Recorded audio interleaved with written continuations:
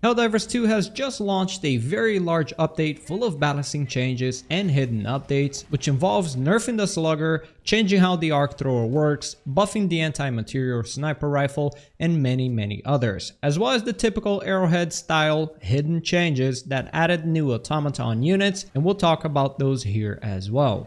And in this video, we're going to talk about all of the changes that were mentioned today, and as always, expect some deeper testing of all of these changes within the next few videos as we run further experiments with all of the changes applied. So without any further ado, let's get right down to these patch notes as we have a lot to talk about here. First off, 2 new planetary hazards were added to the game. The blizzard hazard for those frozen maps, which I haven't found any information on it yet as we don't have any frozen maps up. But odds are it will limit our visibility and potentially slow our movement down dramatically and potentially make heat-based weapons either never heat up or have a dramatically slowed heat charge up. We also have the new Sandstorm planetary hazard, which will probably be found on the more sandy desert maps, which once again, there are none of those up right now and likely will have horrible visibility and potentially even do a little bit of dot damage. Personally, I'm very excited to find out. The player level has been increased to level 150, and any players that were already level 50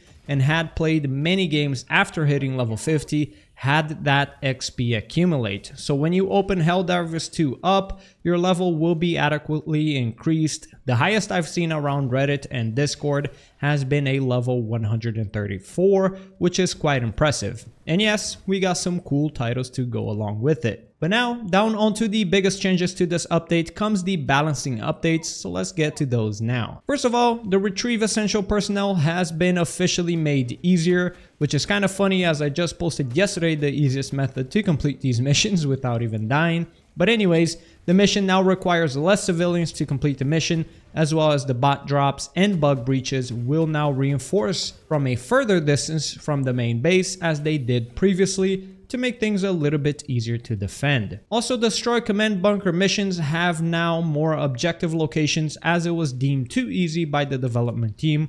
Personally, I have no opinions on that change. One change I definitely have an opinion on and am damn near dancing around in my room here after having read this sentence is that negative effect of operation modifiers that increase stratagem cooldowns or call-in times have been cut in half. I am so happy to see that. I always thought those added more of a frustration than actual difficulty, so I'm really excited to see that change. Onto the weapons, the most effective support weapon in the game against bugs, the arc thrower, has taken a massive hit. It can no longer half charge its shots and requires the full charge for each and every shot, making us do far less damage per second. However, they did increase its stagger, which makes me wonder how this change has affected the arc thrower. Its range has also been decreased, but I'm unsure whether that's going to be a big deal since the arc thrower was already super inconsistent at long ranges anyways. It's impossible to tell whether this was a flat nerf or a buff without getting hands-on with the arc thrower, so expect an arc thrower video later on today testing these changes out. The guard dog now fully restores ammo from supply boxes, which is a minor buff to the regular guard dog, so that's pretty cool to see. The anti-material sniper rifle has had now its damage increased by 30%, which in case you were not aware, this rifle was already one of the most effective ways to deal with automatons consistently, and this damage buff is undoubtedly a very welcome change to any AMR users, potentially dethroning the autocannon as the favorite choice against automatons, but only time will tell. Breaker Incendiary has had its damage increased by 33%, which is a massive change, and one I can't wait to test out later on today against the bugs. I personally thought this weapon was already pretty good, and this just made it even better. Not to mention that now, all fire damage has been increased by another 50% per tick from all sources. I don't know if you guys remember, but many patches ago, when the flamethrower was buffed, its tick damage was increased by a 50%. Now, you add this other 50%, and boy, yeah, I'm just gonna leave it there. But definitely expect some flamethrowers experimentation in the near future. The Liberator Penetrator now has a full auto mode, which is a welcome change from that awful burst fire mode. And now, the Jar 5 Dominator, which was a very underwhelming weapon in Helldivers 2, has received a massive 50% damage increase. as well as a stagger increase to really try to staple itself as a proper, strong primary weapon of choice. Following its footsteps, another underwhelming weapon, the Dilligence sniper rifle, has had its armor penetration increased to medium, which should make this weapon slowly see the light of day, especially when going up against the automatons. Now the Slugger, it's time to light a candle up for the Slugger users. I feel for you guys, bro. The Slugger has had a decrease to its stagger and a decrease to its damage. Personally, these were the only things that made the Slugger so good, but now we should probably expect Slugger users to shift towards the Punisher shotgun if stagger is what they're looking for. The Recoilless rifle and the Spear both recover an extra shell now from supply boxes, and the heavy machine gun has had its fire rate mode decreased. Not too sure what the purpose there was. I understand that the heavy machine gun performs best at lower fire rates, but I'm not sure this change will help the heavy machine gun at all. Now onto the enemy changes. Charger's normal melee attack now does less damage against exosuits. Also, the Bile Spewer and Nursing Spewer do less damage with their puke, which I am very curious to test out.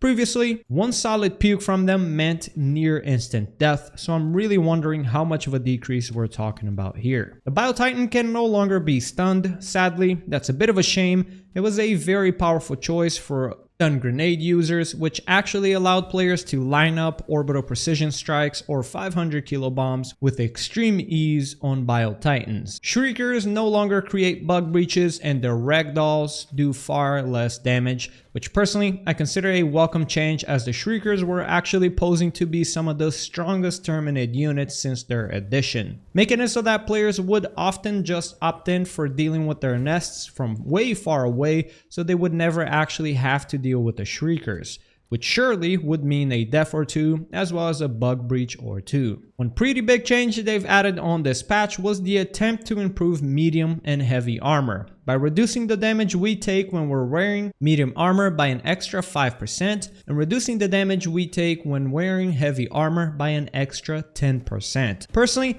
I still think heavier armors should have a little bit of flinching resistance to make flinching a little bit more bearable when getting shot at, but this is a step in the right direction for sure. Fixes. They had a bunch of them here, but let's look at the gameplay related ones. There have been some indirect nerfs to the Devastators, especially the Rocket Devastator.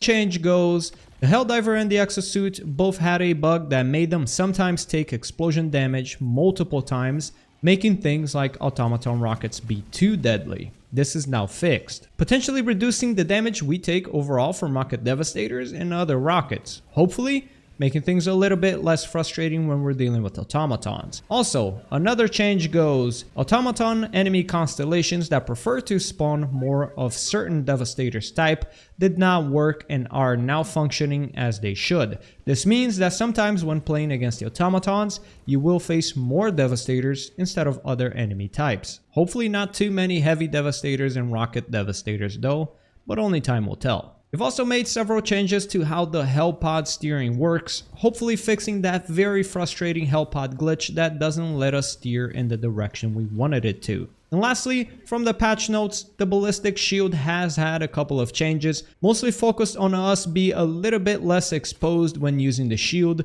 leading to a stronger protection when facing automatons and bugs alike. But this, by reading the patch notes, is not enough. It will require some testing. So that's it for all the not hidden changes. But just like every other update Helldivers 2 has had, this has also a couple of hidden changes. And before we get right to those, I must ask, what do you guys think about hidden changes? Do you wish they were all mentioned in the patch notes, or do you enjoy finding out the extra changes as you go on playing? Let me know in the comment section below. Now onto the hidden changes. We may be missing a few here, but I did my best scraping around for as much information as possible on this update. A cool little addition has made it so that Helldivers return from missions now covered in blood and remain covered in blood as they walk around the ship, which is pretty cool. The biggest changes and the talk in town is of course the new automaton units, which there are two here to talk about. One is tied behind a side objective just like the Shriekers, named the Gunships, which are tied behind a side objective called the Gunship Factories,